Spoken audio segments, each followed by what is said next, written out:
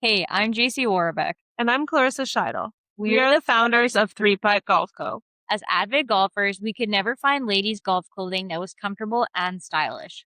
So we decided to create our own brand that is fashionable, comfortable, and size inclusive up to 3X. Each three-putt piece is uniquely ours. Check out our collection at threeputtgolfco.ca or visit our socials under Three Putt Golf Co. And remember, 3 putts build character. Hello and welcome to the Unexpected Journeys podcast. I'm your host, Stacey Comer.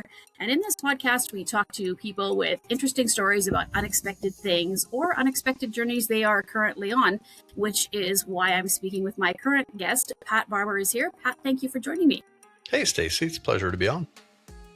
You have just wrapped up, well, I say just wrapped up, but it's been, I guess, a month or so, wrapped up an incredible journey. You're from Saskatoon, a retired police officer, and you decided to embark on this journey around the world, basically. So I've known you for quite some time from my media days in Saskatoon, and we've kind of kept in touch. And then I followed your adventures, and it's just really fascinating to see you traveling through the way that you do as a solo traveler. So for those who don't know, Pat, tell me a little bit about Adventures Without Borders. Yeah, it's an idea that was sort of born maybe a decade ago. I'd watched some documentaries involving an actor out of the UK named Ewan McGregor, and he was riding around the world. That first one I had watched, I think it was in '06 or something like that. So it's more than a decade, I guess. And I started thinking, I had just started motorcycling at the time as well. And I started thinking, this is cool. I'd like to travel. So I went on a couple of smaller trips. I went to Alaska. I went to Mexico at one point, and eventually I talked my wife at the time into flying to Turkey and renting some motorbikes there. So I really, at that point, had this bug that I'd caught for traveling on the bike. And then in 2013, I took a sabbatical for 6 months. I flew my motorcycle over to Europe, and I spent 6 months traveling through Europe and a bit of North Africa. And I mean, at that point, I knew that once I retired, this is what I wanted to do, at least for a few years while I still could and, while I had the means. So I started thinking about what am I going to do? Originally, I thought I'd been to Mexico a bunch of times with a bike in the meantime. And I thought, maybe I'll just go to Central America. And then, once I got to Panama on the map, I thought, well, this is silly. Why wouldn't I just continue? So it turned into this Pan-American journey where I would go all the way down to the furthest southernmost point of Argentina, which is the furthest place south on the planet you can drive. And now it's turned into a world trip. I'm just on a little bit of a break at this point. Well, let's talk about the last part of your adventure, Pat. It was awesome to be able to follow around, and you really have this great setup where you're recording everything and we get to see what life is like on the road. Also, some of the places you stay, some of the things you eat. I understand that's a popular request. People want to see what you're eating. Yeah. So how did you plan all this in the stages? Like, there's just so much to think about. And I think that especially the type A personalities that need everything planned out, probably not a trip that they would do, because it seems like you kind of did a lot of things on the fly, including your hotels and that sort of thing. But did you have a general route plan before you left? Yeah, I don't know that I am a type A. I know in policing, everybody thinks everybody's a type A, but the truth is there's all sorts of people in policing. And I don't think I was ever an action guy either. But yet in 2010, this is besides the point, but I volunteered to go to Afghanistan for a year through the police. But I still don't consider myself an action guy or an adrenaline junkie or anything like that. So as I started to plan this trip, and because of my previous experience with somewhat shorter versions of travel, I realized that you can't really plan that far ahead. I mean, if you're going to travel, you schedule your summer vacation for 2 weeks, you're going somewhere. I think it's fair to pack every day, because you've got 2 weeks, you're not going to be in that place again, probably ever. So from 8 to 9, breakfast, from 9 to 11, museum, and so forth. Mm-hmm. But when you're gone for, I was gone for 9 months on this last jaunt here, and you just can't do that. So you're really planning a day or two ahead. You have to think of logistics a little bit. And my previous experience had helped me determine what I need to bring and to not overpack. You don't necessarily need a hair dryer. Well, I especially don't, but some of the luxuries you have at home, you don't need them with you. So I had learned that over the years through my own experiences overpacking. And yeah, I just set out, and at some point in my life became sort of an unintentional YouTuber as well. So that became a big part of the journey, is remember. And I'm a bad YouTuber because I so often I forget to push record when things are happening around me. Sometimes I'm just too in the moment and I forget, oh, Mhm. there's a camera strapped to my face on my helmet. So yeah, so I became this YouTuber, and had to incorporate that work into the trip. And it's so much more than just filming, it's the editing process and doing some of the promotional stuff. It just eats up a lot of your time. So it's an exercise in time management as well as the organization of the travel itself. Now, for the most part of your trip, you were solo. You did pick up some riders along, different parts. But initially, Pat, why go solo? Why not try to partner with like a group of people or somebody for the whole trip? Is it just too hard to plan something like that with a group of people? No, I think it's a personality thing. So hopefully I'm not going to hurt any feelings here, but when, Yeah. when I started smiling when I started thinking of my answer here, when I got my first motorbike, I was friends with this local guy here who was a firefighter, and he helped me pick out this bike, and it was like a cruiser, with all the chrome, really not meant for any type of substantial travel. Right. And we set out with 4 guys on this trip to the Rockies, and I hated it. I just did not like being with even that small a group, and just everybody someone always had a complaint about something, and it might have been the wrong 4 people too, but Right. it's just not. I wanted to be able to do things on my own terms, and I've traveled like with my brother or with my partner, and that's been fine, because it's people well, Hmm. and you're able to speak directly and speak your mind to them and tell them, no, this is not how we're going to do it. But in terms of working with groups or with people I don't know that well, for short periods it's okay, but in the long term I'd rather everything be on me. And of course there's Hmm. benefits to that, but there's also risks. In terms of, if something happens, well, you have to be very self-reliant and be able to get yourself out of jams and so forth. Right. So, but the long and the short of it, that's my answer. That's why I prefer being alone. But I've met a lot of solo travelers, so clearly I'm not the only one who feels that way. Hmm. One of the things I really appreciated, Pat, about watching the videos was seeing parts of the world that I will likely never get to. And some of the really unique things. There was the one place you stopped where there was the big church. There was the famous hand in Yeah. the desert. It's just so unique to see some of these things. And knowing you also makes it more interesting, right? Because then I can, have a little bit more of an interest. So is there possibility of you picking some of your favorite stops, or is it too hard on a trip like that to talk about things that were your favorites? Well, I appreciate that you said that in plural, favorite stops, because people ask me what my favorite spot was, and I can't. Yeah. That's impossible. I mean, I went through 15 countries over the course of 9 months, crossed more than 15 borders, because there's countries I entered and exited more than Yeah. once. Um, in terms of the sheer riding quality and the excitement and whatnot, I would say that Peru dominated. Riding through the Andes Mountains in Peru is something I'll never forget, at elevations of over 4,000 meters. And, just you get to that elevation and you don't even feel like you're on a mountain anymore. There's this big plateau, but you can feel it, and, you're short of breath. And Hmm. there's these weird animals up there, smaller versions of llamas, that I'd never, vicuñas is what they're called, that I'd never seen before. And there was snow, and I was wondering, what do these animals eat? And they would run out in front of the motorbike as I was riding. Hmm. And just the starkness of the land down there was incredible. And then of course Peru also has like Machu Picchu, which was amazing, and this Lake Titicaca, which is amongst travelers, it's well known. It's the highest navigable lake in the world. It's at like Hmm. 3,800 meters in elevation or something. And I was able to get on a boat and go see indigenous people who have been living on these floating reed islands for 300 years now, and they're still this generation is still doing it. And just that kind of thing was amazing.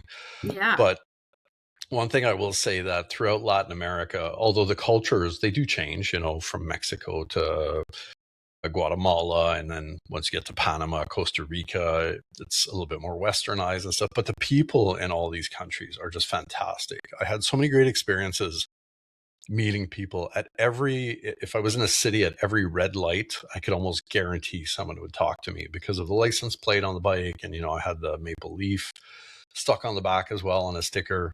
So people would always talk to me, and they were always, and I would think that by now they've seen so many people doing a similar trip that it wouldn't surprise them anymore, but they always seemed amazed at the trip I was doing. And, I had people give me food and offer me, people would reach out to me on the internet because the funny thing with these YouTube videos is a lot of people don't realize that there's, it's not as it happens. I'm not filming it and posting it the next day. Right.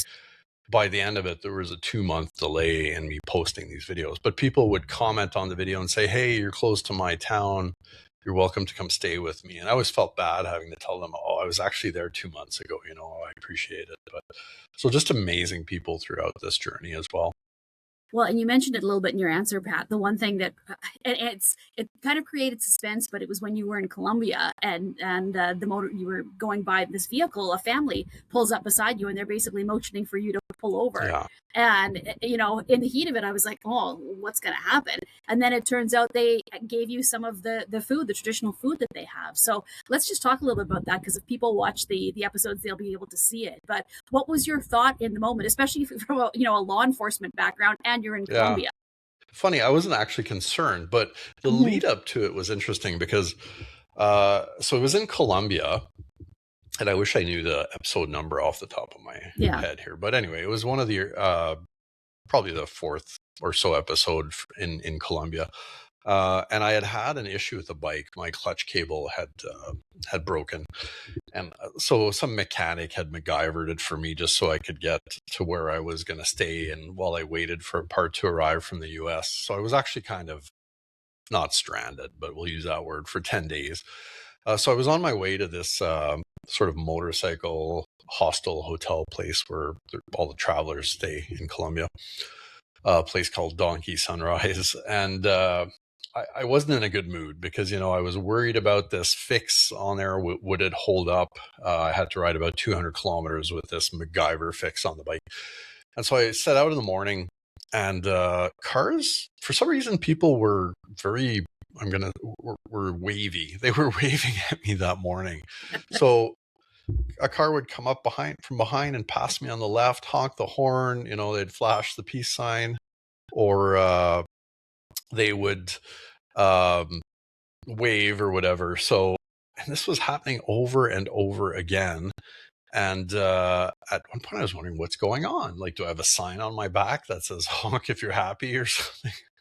And the last car to do it was the car of the family you're talking about.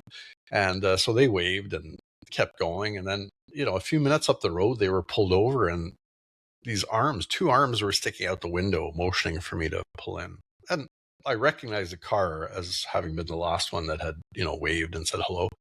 So I pulled in, and the guy first, the driver, who's the dad in the family, he asked if I was from Canada, and in Spanish, and I said yes. And then he continued in English, and he asked if I spoke Spanish, and I answered in Spanish. I said, yeah, a little bit. And then the mom, who was in the back seat, she hands me this like a brown paper lunch bag. And she kind of yells out, Merry Christmas, because it was a week before Christmas. And so it was these treats, these cheese ball things. So it was very kind. And I ended up talking to them for a few minutes on the roadside. I have these stickers, to promote my YouTube channel. So I gave them some stickers, and she told me that she would get her whole family and all her friends to subscribe. And it was just that experience just turned not only that day around for me, but it really was one of the, it seems like a small thing, but it was one of the big sort of things that, that really impacted me on the trip in terms of people's kindness. It was an awesome experience. And I happened to catch it all on video, so it was good. Yeah. Absolutely. Well, and one of the things you mentioned, Pat, was speaking Spanish. Now, you say you're not totally fluent, but obviously I could see as the series went along that you have enough a good handle on it so you can have these conversations. Do you think that that was an advantage in some situations, or do you think that as someone who only would speak English, doing the same trip would have the same results dealing with people that you did? And I know it's a different personality thing, but Yeah. do you think that knowing some of the Spanish gave you a little bit of an edge? You know, I'll say that it's completely possible to do this trip without speaking any Spanish. In fact, it's Mhm. possible to do the trip without speaking English or Spanish, because I met this one young man from China who was doing the same trip, and he didn't speak either of those languages. But I will say that if you can muster a little bit of the language, or or a lot, I'm somewhere in between. You just get more personal connection with people.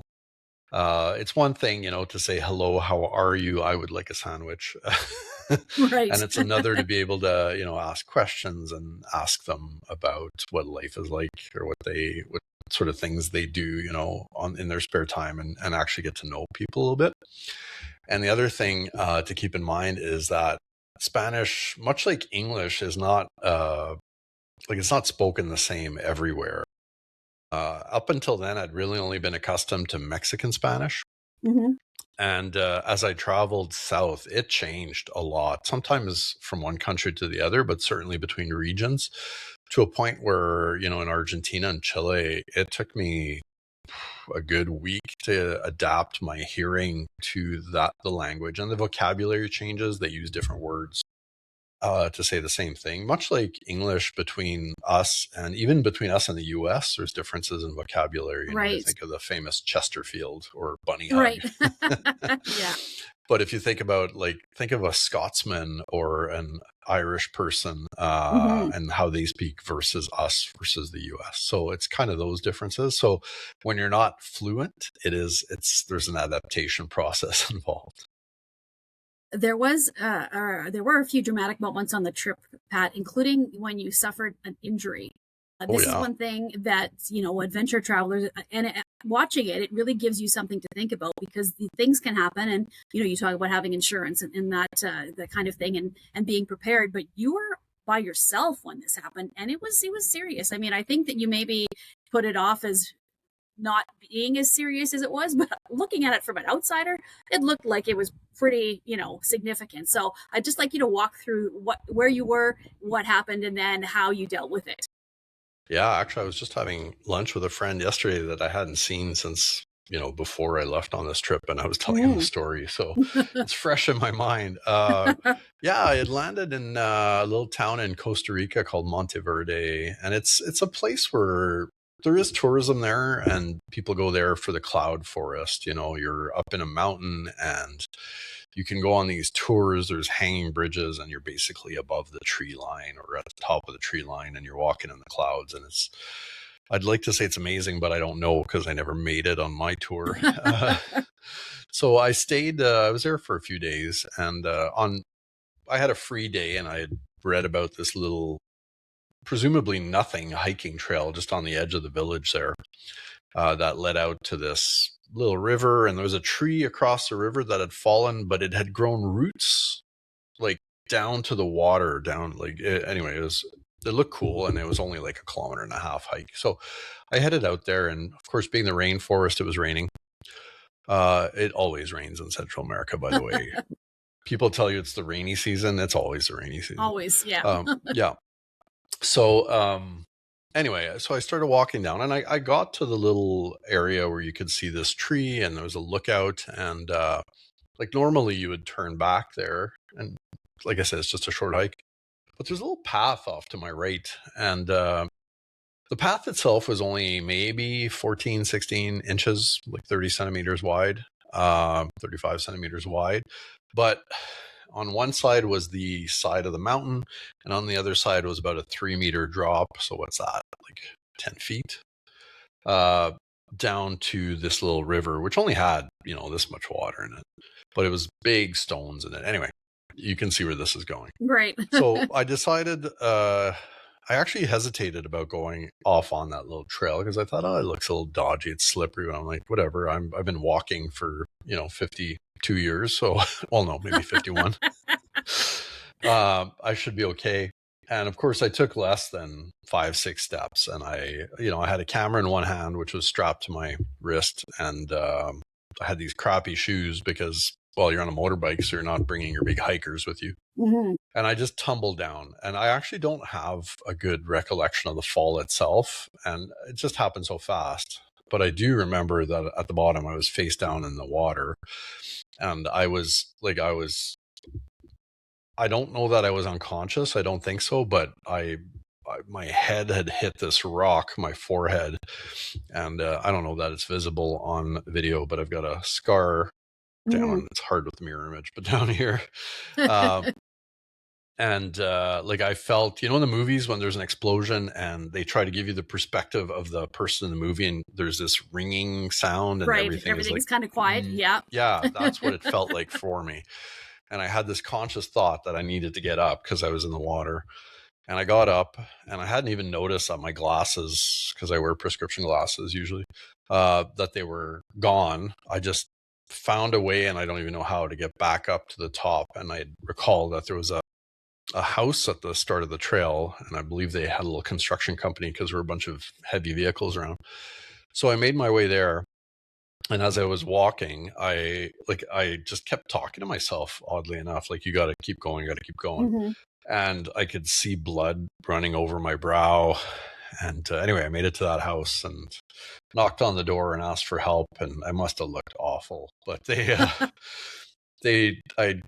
jumped in the pickup truck with them. They gave me a cloth to sort of, hold up against the main cut, but I had different cuts all over. And took me to this little clinic / hospital a few minutes away, which turned out to be 500 meters from where I was staying. So yeah, they stitched me up. I think I got a total of about 19 or 20 stitches in all. Wow. They kept me for about 6 hours, just to make sure I wasn't concussed or anything. They don't think I was. I don't know.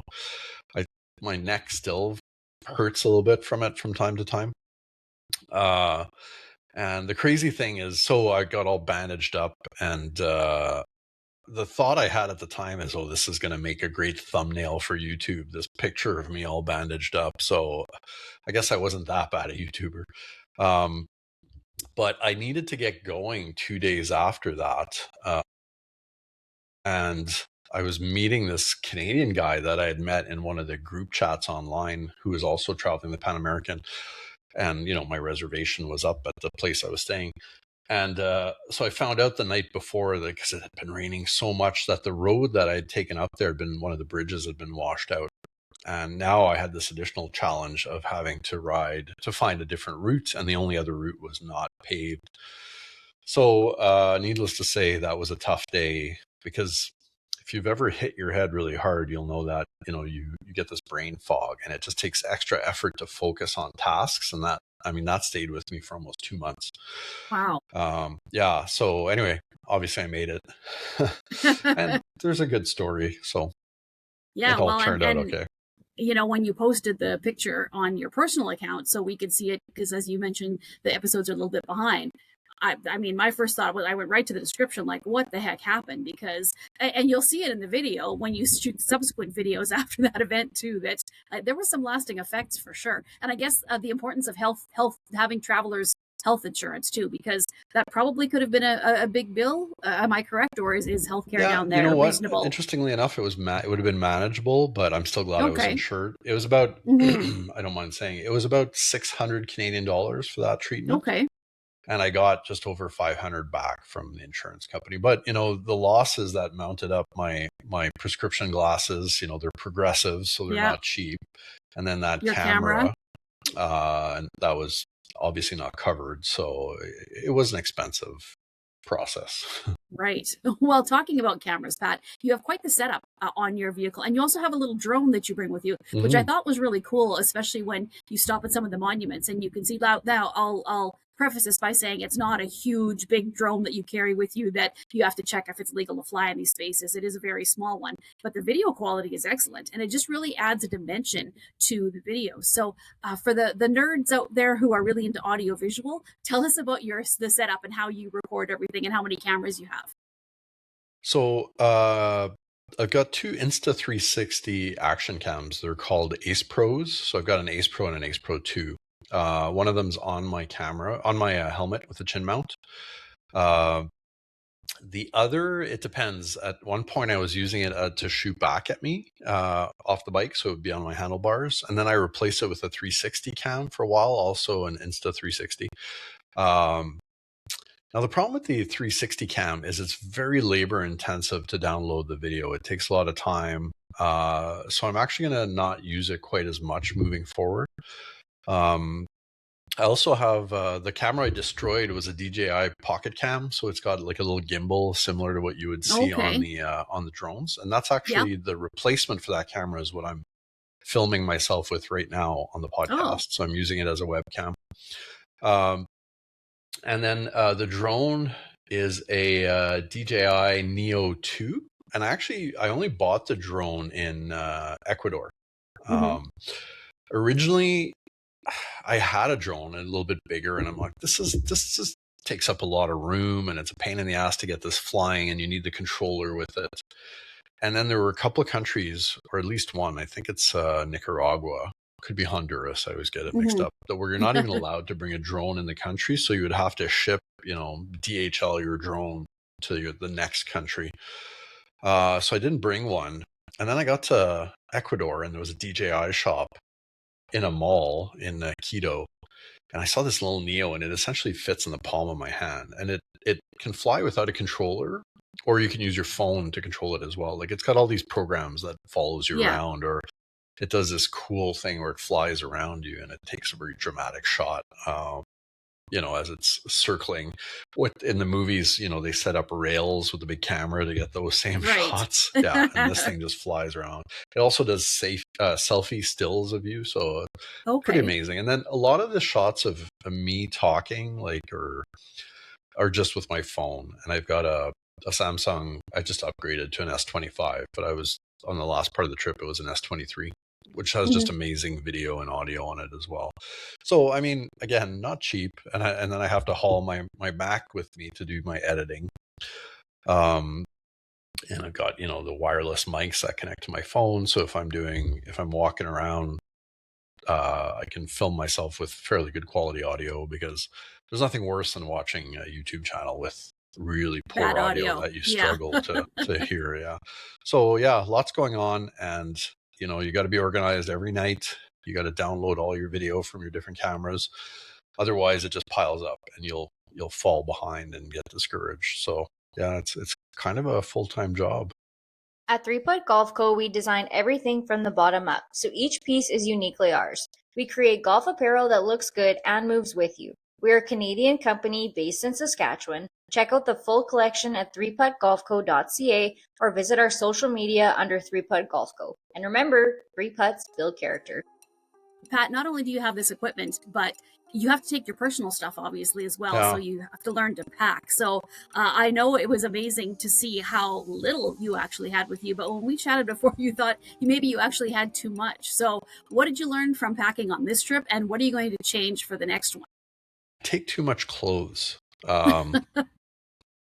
So I think I had about 10 days worth of clothing on the last trip, because I always think, I don't want to have to do laundry all the time. And, and I have met people who, they'll get to their hotel or whatever at night, their hostel, and then they wash their underwear in the sink and their t-shirt in the sink. And I'm not that person, I can't do that every night. So, but I think if I cut down to, get the quick dry shirts cut down to like 5 days worth. And I'm always tempted to bring, and I'm 6'4", so, my clothes are bigger. And I'm always tempted to bring lots of pairs of pants. You really only need 2 pairs of pants for a trip like this, because you're spending most of your day on the bike when you're riding, so you're wearing your riding gear. and it is possible to try to what if yourself to death on a trip like this, with spare parts. And Right. when I hear people say, "Oh yeah, I'm carrying a spare fuel pump, or I'm carrying a spare whatever," or I see lots of riders, and they were mostly Brazilians for some reason, but they had spare tires with them, like just the rubber hanging on either side of the bike, and I'm like, that's heavy. What a pain in the ass. Yeah. And so I think you got to realize that you will be okay. Like sometimes you might be stuck for 10 days waiting for a part, but you can't anticipate every single thing that can go wrong with your bike. Or Right. so just, yeah, you can bring a few oil filters because that's a regular maintenance thing that comes up a lot. I had a tire inflator, things like that. But I mean, for the most part, you just have to realize people ride motorbikes everywhere you go. And what they don't have, they can order in. We live in a world where that's possible Right. now. Pat, when you wrapped up the trip, and one of the places that you talked about was Ushuaia, and that's a famous stop. A lot of people there, that's where they start their journeys to go over the Drake Passage and to Antarctica. So you reach that, and there's a famous sign. And what was it like for you? Did you do some like a lot of reflecting? Was it as, I guess, dramatic as you thought it was going to be, reaching that spot? And it had been a long journey, obviously, by the time you got there. So is it feelings of like unbelievable that I'm here? And tell me what that was like at that point for you. Yeah, I wish I could have done a lot of reflecting. So no, it was awesome. I'm not saying that it wasn't. A couple of things on that. I think the anticipation of it is just so great. And like for 9 months, people would ask, "Where are you going?" And I would say Ushuaia. And then you finally get there, and it's just like, yeah, I'm here because I've been trying to get here for 9 months. Of course I'm here, right? So I think from that perspective, it wasn't like this moment where the clouds opened up and this beam of light hit me or anything like that. But then, so you get to the town first, and there's these gates that say Ushuaia, and that's cool. So you stop for your picture there. But the highway, the Pan American, actually ends a little further south from there in a national park. So the following day, I headed down there, and you go through this national park, and it's dirt roads, and it's just beautiful. Like once you get down there, most of Patagonia is just flat, windy. It's not super exciting in terms of topography or scenery, but once you get to that southern bit in Tierra del Fuego, it's amazing again. And so I got to the sign, and this parking lot was full of tour buses. And they were just, and I thought, I'm going to get to this sign, I'm going to have this moment to myself, get some photos, and then that'll top off the trip. And it was just, I had to basically fight off these hordes of bus-bound tourists who also wanted a picture with the sign. Right. And the funny thing is, there was this couple on a bicycle, like a pedal bike. They were German, and they were standing down there, and I was talking to them. And as we were watching all these tourists, line up to get their picture, and I said, "Did you get your picture?" And they said, "No, we can't. There's always people there." And I actually, I didn't yell at people, but I said, I pointed at the cyclists and I said, "They rode their bicycles here. You got off a bus. You need to give them 2 minutes to take their pictures."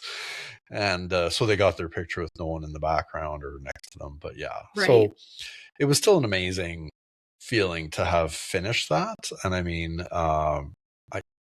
it's still a small percentage of the population that gets to ride the whole or drive the whole thing. Right. So, it is special, but it's funny how it's never exactly how you picture it, especially when you sort of over anticipate it, I guess. Well, now, Pat, like you said, you're on a break a little bit for the summer, and then the next segment is going to start. So tell me about, I know it's not officially set in stone, but where are you hoping to start, and where is this leg of the journey going to take you?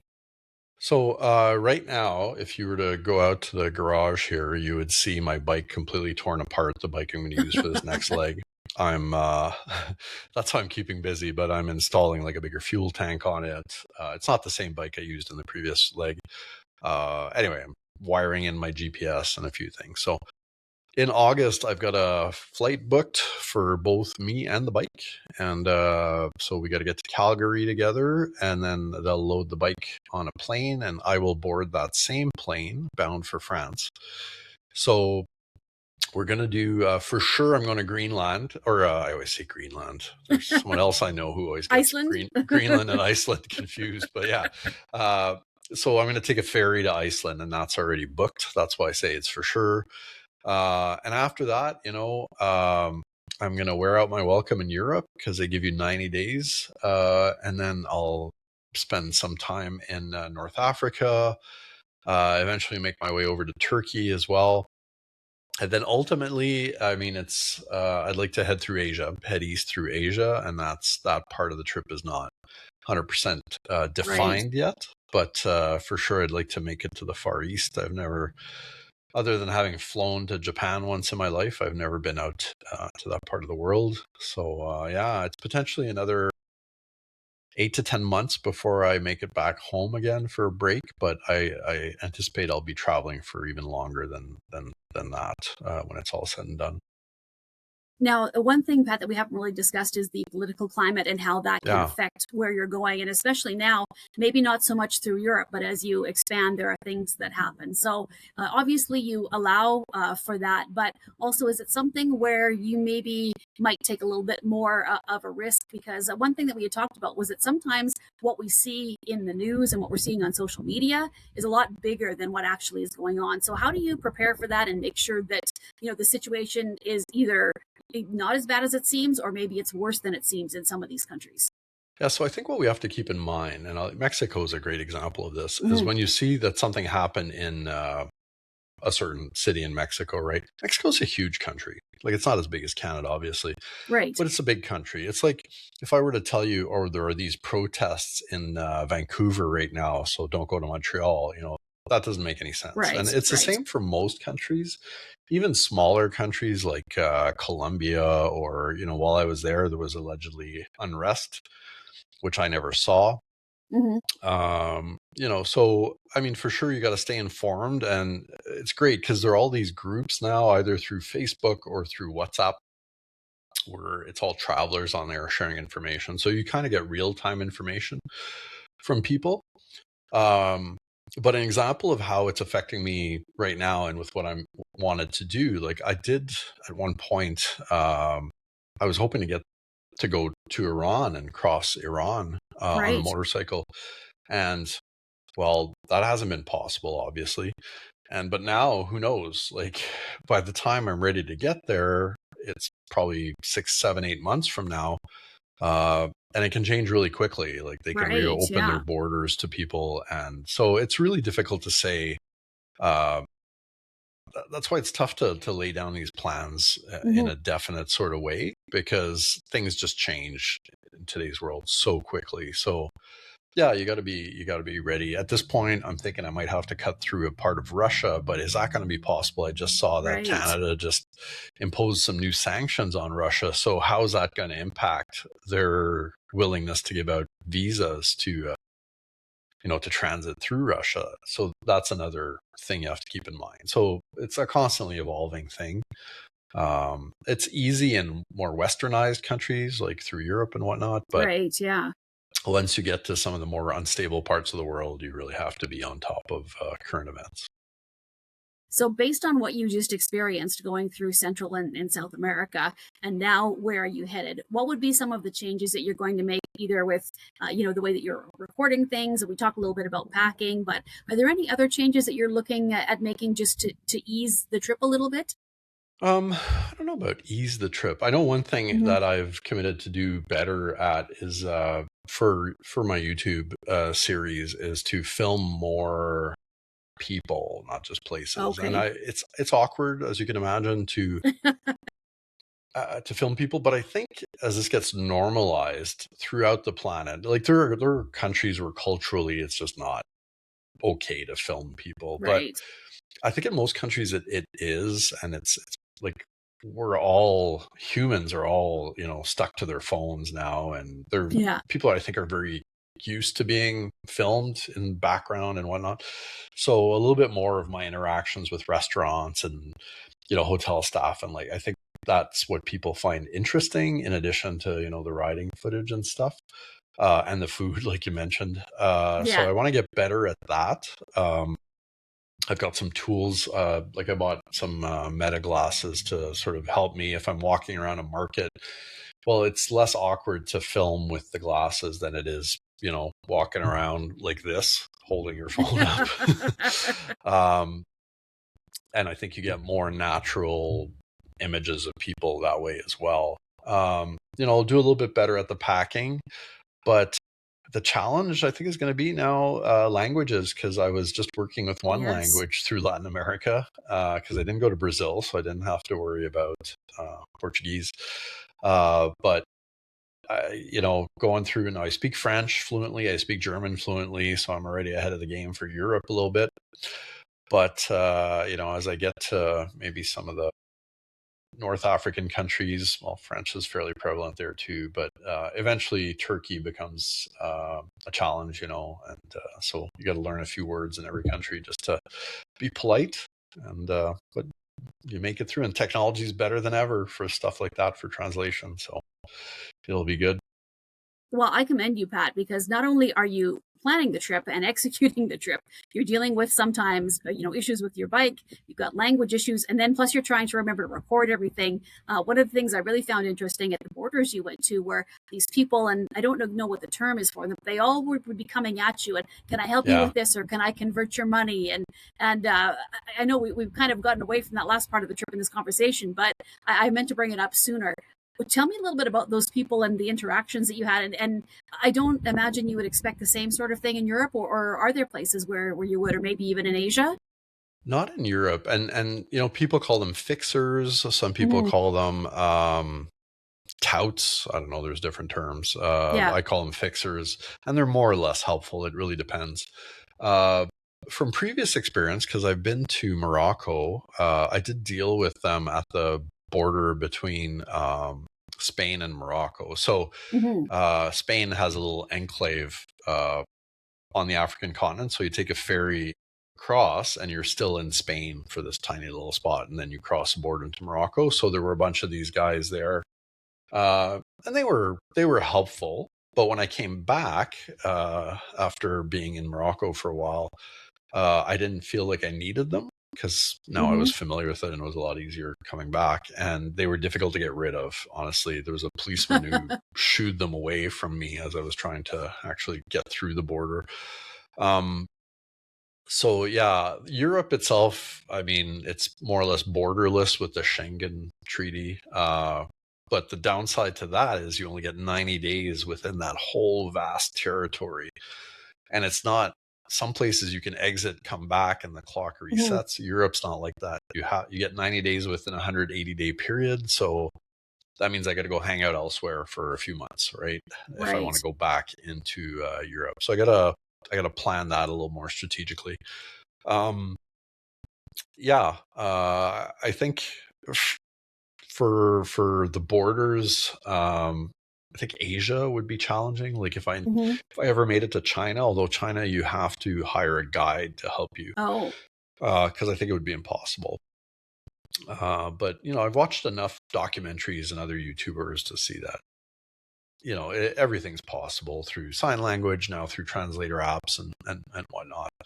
So it's not a super big concern. I mean, border days are always a little bit stressful, no matter how used to it. And I've talked to other travelers, and it's sort of a universal concept. If you have a border day, you're a little bit edgy that day. But it's not something that I, stay up at night thinking about or anything like that. Right. Well, heading into the future, Pat, obviously you have the itch for traveling now. Maybe I guess there's still Australia to explore as you go down this, but what is the ultimate game plan? Are you just going to keep, as long as 10 years or so, keep traveling and finding something new, or will you become a digital nomad where you just settle somewhere and do some things from there? Or have you thought about what the end game is here? Well, for sure, I think at some point I want to live abroad, whether that means permanently or for like months at a time. Like I do have this this goal to, I'll use Japan as an example. Mhm. And I'm not sure what the visa allows, or let's say it's 90 days. I would like to stay in Japan for 90 days, maybe split that up between a few cities, get an Airbnb for a month, Right. a little apartment, stay, really absorb the culture. This wouldn't be so much a motorbike trip as it would just becoming a part of the culture sort of trip. Mhm. But ultimately, I have these plans that I'd like to start kind of a business involving motorbike touring. I'd like to do some guiding, Yeah. and whether that is on my own, like as my own business, or if because there are a lot of companies out there if someone wants to hire someone. But I think ultimately I'd like to do it on my own, in Mexico, somewhere that I'm very familiar, and just help other people experience what I've experienced. And I know that most people aren't, it's not that they're not adventurous or they're not, you know, brave enough or whatever, but for most people, it's quite daunting to even just drive into Mexico. It seems Yeah. like a really big thing. And I would like to have these tours that are like small groups, because I don't want to do tours of 20. That'd be terrible for both me and the customer. And the group here. But like have them experience something authentic there, and just show them that this is possible. You don't have to be a, Magellan to do that kind of travel. It is accessible to everybody with, as long as you're willing to put a little bit of effort into it. So that's kind of the long-term thing for as long as I'm able to. And down the road, I would love to live in Mexico or somewhere in Latin America Mhm. and get away from winters. The winters, the prairie winters, absolutely. Well, Pat, thank you so much for joining me today. And for people who want to catch up on the previous adventure before you start the next Yeah. wave here, how do they find you? And we want them to subscribe. And I think we need to let people know, because I've actually heard this from a number of people, is they think that you have to pay to subscribe to YouTube, and that's not the case. If you have an account, you can subscribe. So where do they find you, Pat, and what should they search for, and on what platforms are you on? Yeah, so for YouTube, and I'll say this because you make a good point. All you need is a Gmail. If you have Gmail, that's your YouTube account. So you can sign in, and then you're able to interact, comment, like, subscribe. So subscription just gets you, you basically follow that person. It's like friending someone on Facebook, right? And then when you open your YouTube app, if there's a new video from me and you're subscribed, it'll show it to you. So on YouTube, I'm Adventures Without Borders, Adventures plural without borders. And same handle for Instagram and TikTok. Now my TikTok is not, I post like short, I call them teaser videos. But I'm way more involved in Instagram when I'm traveling. But I will share on TikTok because I know a lot of people are on there as well, but it's really intended to drive traffic to my YouTube. So if you go on there right now, speaking of podcasts, I actually have, I am about a third of the way through my own podcast series. And what I decided to do was talk to a lot of people that I met on the road, which is really cool. I've been enjoying it. So I've spoken to people in Canada and Australia and Czech Republic, in the Netherlands, down in Panama, the fellow who runs a logistics company that helps you ship your bike across the Darien Gap, which is this jungle you can't drive through to get to Colombia. So yeah, if you're interested in travel talk, and I've gotten some good feedback, like people have told me that, I don't generally listen to podcasts, but this feels like just, two guys chatting about travel. Yeah. And so that's kind of what I was going for with these as well. So it's nice to hear. And if you're on there, subscribe. And if you're watching a video, click like, because it all helps with these weird sort of systems that get used to push your video out, the algorithms, right? So commenting is great too. I try right now. I'm small enough that I can still reply to pretty much everybody.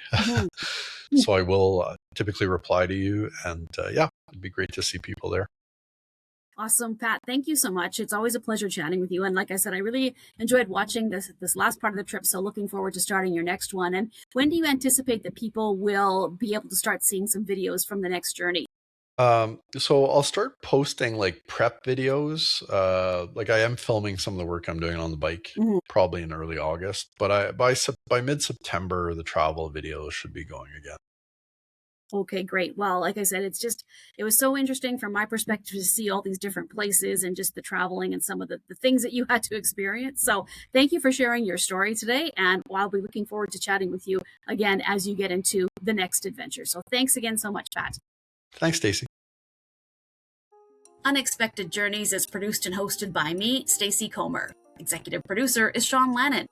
Podcast and host representation is Lemmon Entertainment. Thank you to our episode sponsor, 3Putt Golf Co. You can find us on all social media and podcast sites under the name Unexpected Journeys. Please like and subscribe wherever you're listening to us. We appreciate any and all feedback, and if you are interested in being a guest on the Unexpected Journeys podcast, you can email us at unexpectedjourneyspod@gmail.com. For sponsorship inquiries, send a message to Jessica@lemmonent.com. That's lemon with 2 M's. Thank you so much for listening.